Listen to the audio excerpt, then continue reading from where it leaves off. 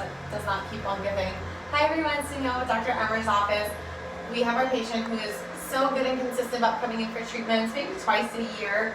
We get in, do a little bit of filler, maybe some Sculptra, and then work on the texture and the quality of our skin. So the treatment combination that we use is Fractora, which is this. Everyone knows this is one of my absolute favorite treatments.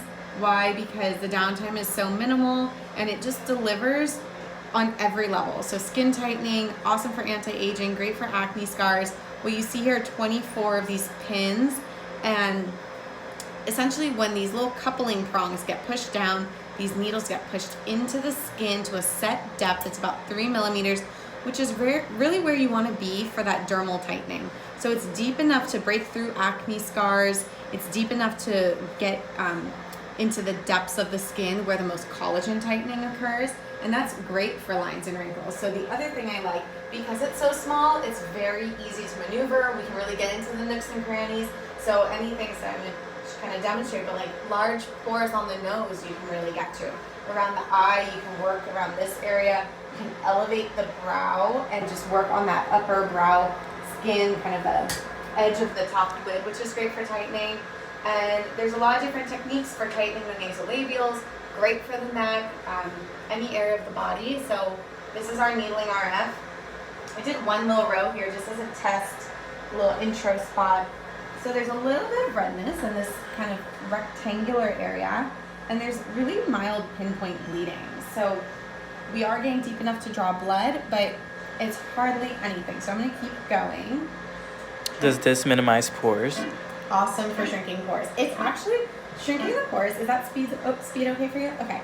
So pores shrinking is the first thing that patients usually tell me they see. When I'm like, you're gonna love it, it's gonna get tight, you're gonna be glowing.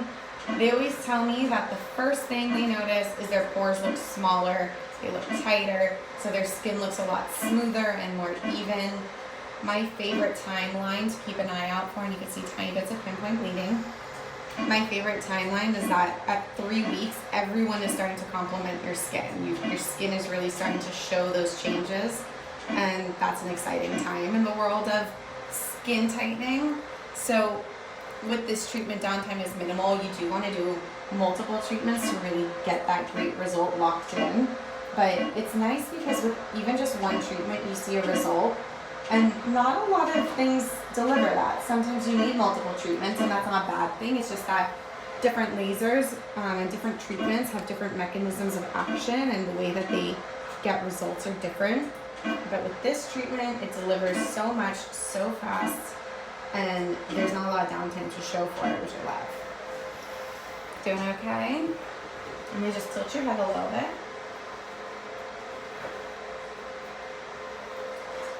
So I love to work around the eye here. I'm gonna just kind of turn all the way perfect. So with this area here, this is my favorite adjunct to Botox for the crow's feet, because Botox is going to minimize movement lines and it's going to stop the development of fine lines from those smile lines. But this is going to actually tighten the skin. So great for someone who already has fine lines. Doing okay? Okay. So these needles are not adjustable. This is a set depth, but it is awesome still for face and body.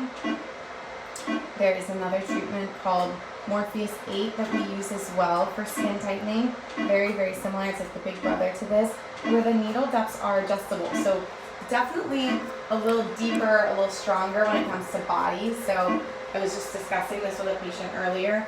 Great treatment for someone postpartum who is looking for skin tightening around the belly button, for example, or inside the arm, around the elbows, the knees.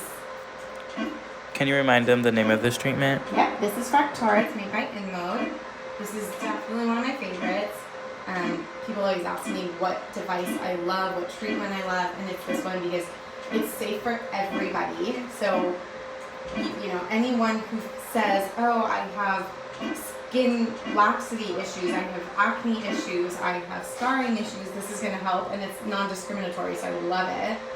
everyone can get a little bit in on the action. Does this work on dark skin tones? So they did lots of studies on this. We are not using a coated tip. So the difference is that there's coated and uncoated. Coated tips safe for dark skin tones. Uncoated tips safe for light skin tones. And the difference is that with the coated tips, each one of these tiny little needles has a gold sheath over it.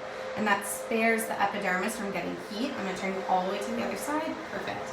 It spares the epidermis from heat. And so ultimately what that does is it minimizes dramatically the risk of developing PIH or post-inflammatory hyperpigmentation, making it a safe treatment for skin of color.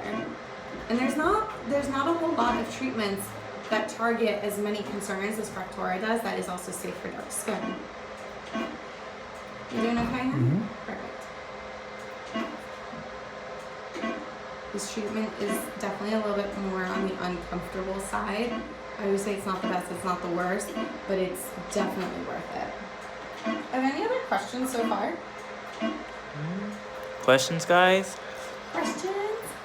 Topics of conversation? You can tell me your weekend plans. I can ask a question. Oh, So tell me. I got Botox and filler first. Does this affect that at all, or will it affect the settling of the prior treatment?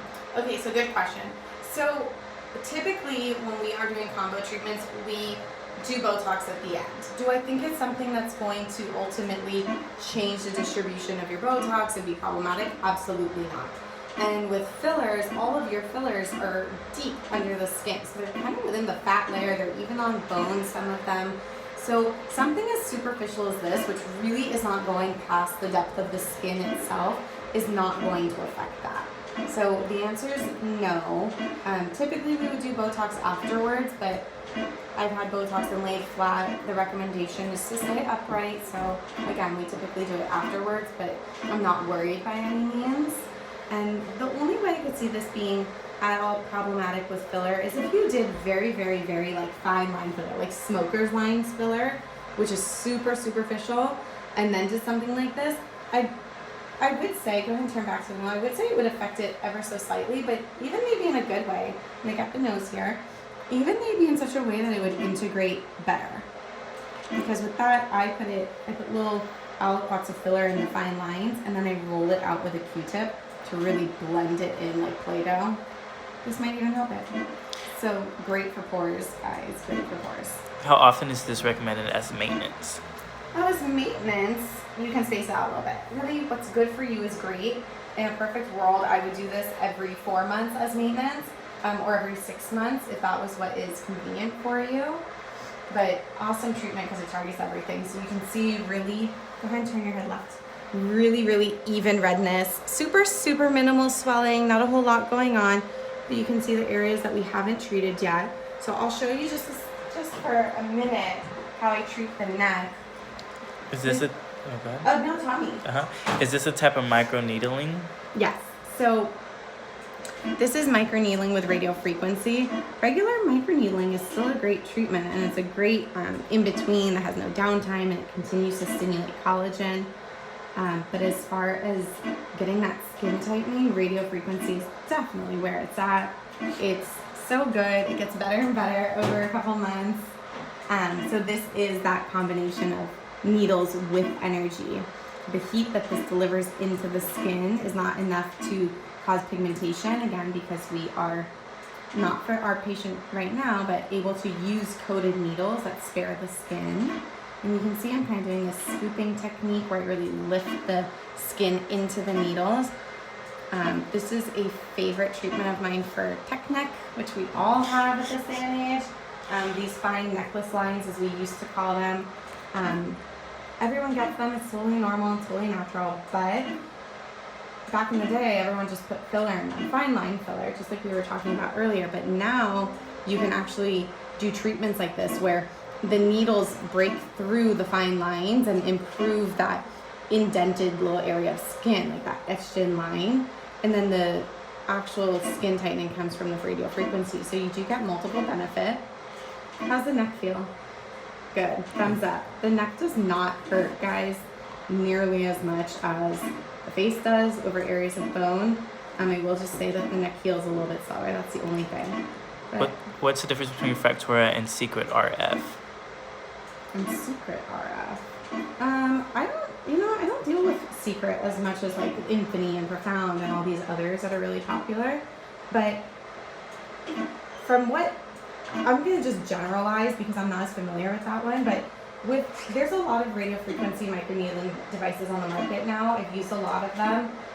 Things that vary are the spot size, so how much coverage you get as far as how big the needles are, how the amount of coverage, the depth of the needles, the amount of energy you can put into it, whether they vary in length or if they're fixed. What else?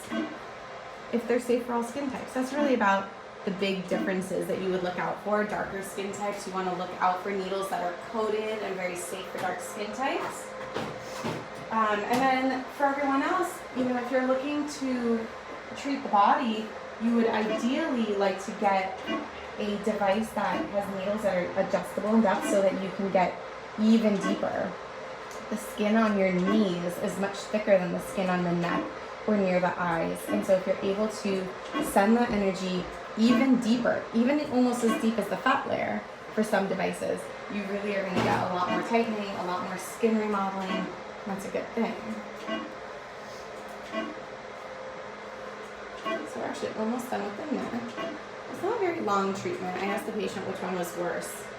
I guess I should ask which one's better, Fractora or Fraxel, and actually he found that Fraxel is more uncomfortable. The reason is because that type of treatment you have to go back multiple times. You're doing multiple passes. Stretch the skin there. Multiple passes that get really hot and scratchy, whereas with this treatment you only go over it once and you're done. So that's a good thing. Last little bit on the jawline here.